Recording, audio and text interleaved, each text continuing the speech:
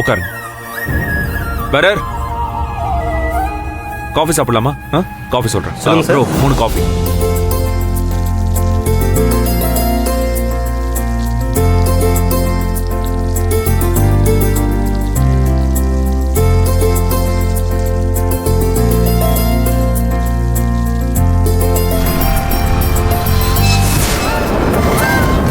அண்ணா, சூர்யா சாரை பார்க்கணும். அதோ நிற்கிறாங்க பாருங்க மேடம், அவங்கள பாருங்க. சரிங்க. சரி.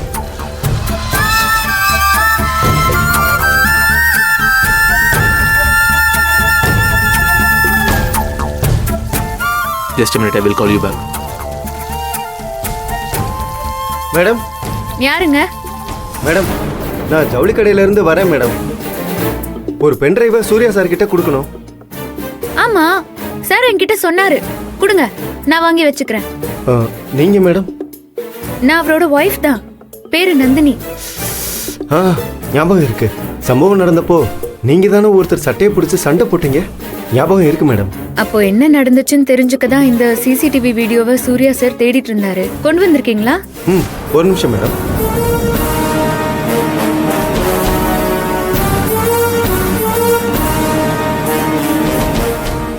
சார், சூர்யா சார் வீட்டுக்கு வந்துட்டேன். சார் இங்கே வெளியில் போயிருக்காரு. அவரோட ஒய்ஃபு தான் இருக்காங்க. அவங்க கிட்ட பென்ட்ரைவை கொடுத்துடலாமா சார்? ஆமாம் சார், அவரோட ஒய்ஃபு தான்.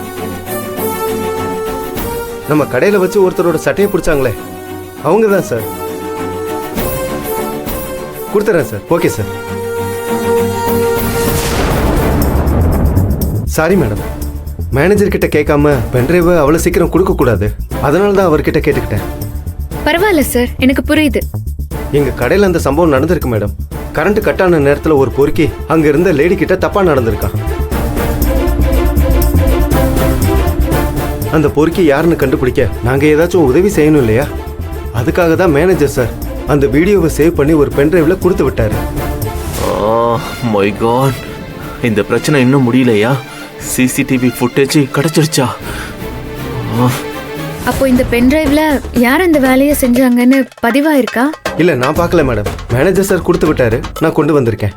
ஐயோ, அப்படின்னா நான் எக்ஸ்போஸ் ஆயிடுவேனா? இதெல்லாம் செஞ்சது நான் தான்னு ப்ரூவ் ஆயிடுமா? உங்ககிட்டயே கொடுக்க சொல்லிட்டாரு மேடம்.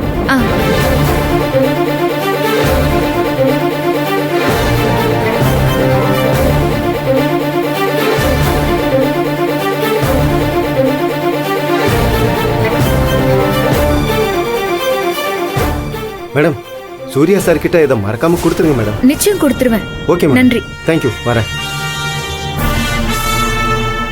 போச்சு, அப்போ நான் மாட்டினா? கரெக்டா வீடியோ ஃபுட்டேஜை கலெக்ட் பண்ணிட்டாங்க. இது சூர்யா கைக்கு போகவே கூடாது. அவன் இதை பார்த்தானா என்னை கொன்னே போட்டுருவான்.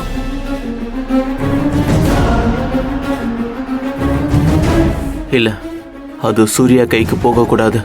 அதுக்கு முன்னாடி நாம் அதை தூக்கிடணும்.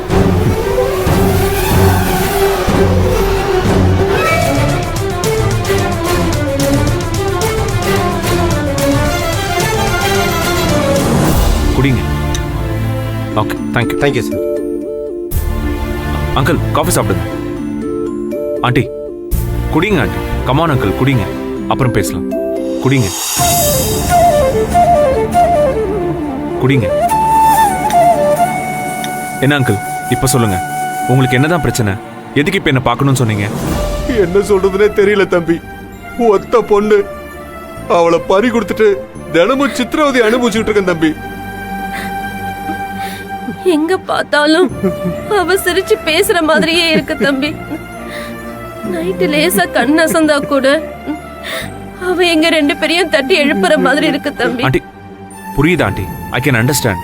This is not a chilli thing, I know. இது ஒரு பெரிய ட்ராமா தான். இதுல இருந்து அவ்வளவு சீக்கிரமா வெளியே வர முடியாதுன்னு எனக்கு தெரியும். கொஞ்சம் கஷ்டம்தான், எனக்கு புரியுது.